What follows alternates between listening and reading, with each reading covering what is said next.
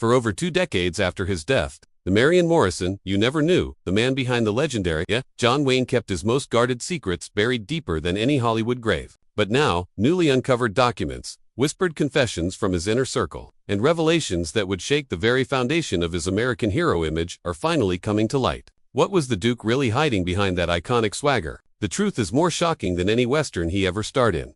When John Wayne drew his final breath, on June 11, 1979, Hollywood mourned the loss of its greatest cowboy. But behind the closed doors of his Beverly Hills estate, a different kind of drama was unfolding, one that would make his most explosive films look like children's fairy tales. The man who had accumulated a fortune worth over $50 million in today's money had somehow managed to leave behind a financial maze so complex that even his own family couldn't unravel it.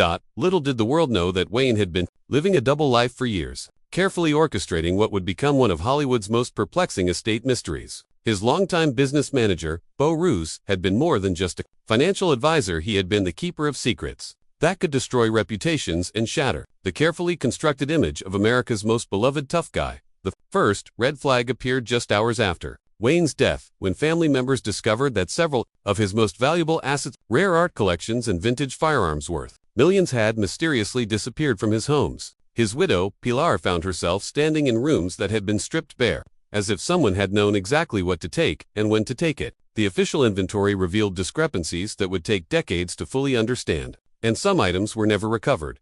What made the situation even more bizarre was the discovery of multiple safe deposit boxes scattered across California, Nevada, and Arizona, boxes that Wayne had never mentioned to his family, and that contained documents revealing business partnerships with individuals whose names would send shockwaves through the entertainment industry. These weren't just financial investments, they were connections that painted a picture of a man who had been playing a much more dangerous game than anyone had imagined. The truth no one dared to speak was that Wayne had been preparing for this moment for years, methodically moving assets and restructuring his wealth in ways that would protect certain secrets from ever seeing the light of day. But what was he so desperate to hide? The world knew about Josephine Scenes, his devout Catholic first wife. They knew about Esperanza Bor, the tempestuous Mexican actress who nearly destroyed him. They knew about Pilar Palit, the Peruvian beauty who stood by him until the end. But what they didn't know was that there had been another woman, a fourth relationship, so secret and so scandalous that Wayne went to extraordinary lengths to erase her from history. But her name was Elena Vargas, and she wasn't just any woman.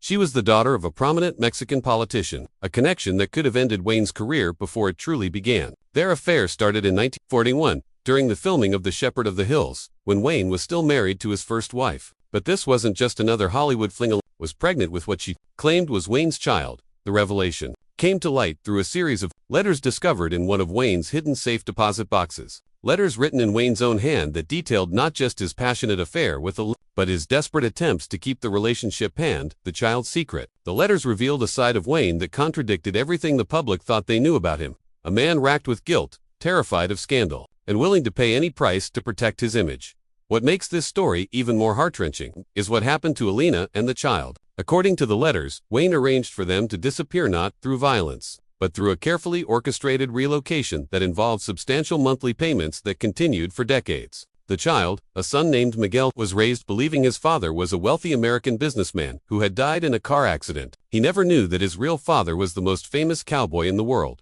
But Elena wasn't content to simply fade away. The letters revealed that she had been quietly documenting her relationship with Wayne, saving photographs, personal items, and even recording conversations. By the 1970s, she had begun making subtle threats about going public with her story. Wayne's response was swift and decisive. He increased her monthly payments substantially and arranged for her to receive a lump sum payment that would ensure her silence forever. The final letter in the collection, dated just 6 months before Wayne's death, contained instructions for Elena to receive a final payment upon his death, money that was quietly transferred from his estate through a series of shell companies that his family knew nothing about. This wasn't just about protecting his reputation, it was about protecting the myth of John Wayne, the all-American hero who could do no wrong. In the paranoid atmosphere of 1950s Hollywood, being labeled a communist sympathizer was career suicide. John Wayne knew this better than most. He had built his reputation as the ultimate patriot, the man who embodied American values on screen. But newly discovered FBI files reveal a truth so shocking that it would have destroyed not just his career, but his entire legacy. Wayne had been secretly funneling money to suspected communist organizations for years. The story begins in 1947, when Wayne first encountered director Edward Demetri, one of the Hollywood 10 who would later be blacklisted for refusing to testify about communist affiliations before the House Un-American Activities Committee. What the public didn't know was that Wayne and Demetri had developed an unlikely friendship, bonded by their shared love of filmmaking and their surprisingly similar views on social justice. Through a series of coded letters and secret meetings, Wayne began providing financial support to blacklisted writers, directors, and actors who could no longer find work in Hollywood.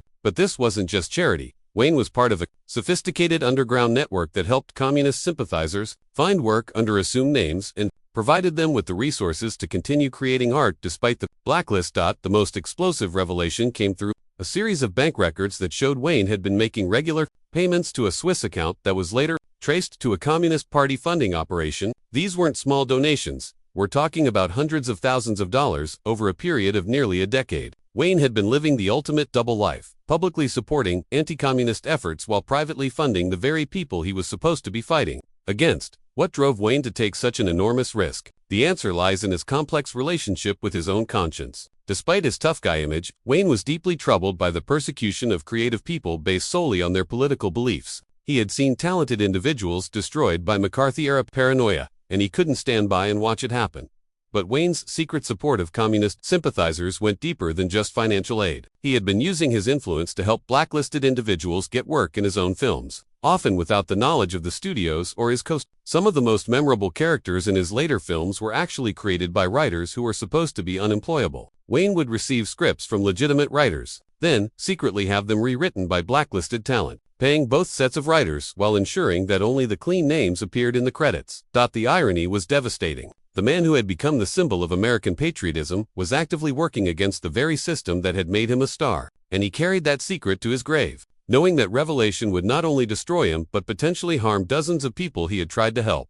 Everyone knew that The Alamo was John Wayne's passion project, the film he had dreamed of making for over a decade. What they didn't know was that Wayne's obsession with the Texas Revolution had consumed him so completely that it began to blur the line between reality and fantasy in ways that would have terrified those closest to him. The truth finally revealed through recently discovered journals shows that Wayne didn't just want to make a movie about the Alamo, he wanted to recreate it, to live it, to become Davy Crockett in ways that went far beyond method acting. He had spent years researching not just the historical facts, but tracking down descendants of Alamo defenders, collecting artifacts, and even secretly purchasing land near the original Alamo site with plans that went far beyond filmmaking. Wayne's personal journals, written in his own hand during the production of The Alamo, reveal a man who had become dangerously obsessed with the idea of heroic death. He wrote extensively about his admiration for men who were willing to die for their principles, and his entries became increasingly focused on his own mortality and his desire to create a legacy that would outlast his physical existence. But the obsession went deeper than anyone could have imagined. Wayne had been secretly funding historical research that attempted to prove connections between his own family and the Alamo defenders. He hired genealogists, historians, and even psychics in a desperate attempt to establish some ancestral link to the heroes he so admired. When legitimate research failed to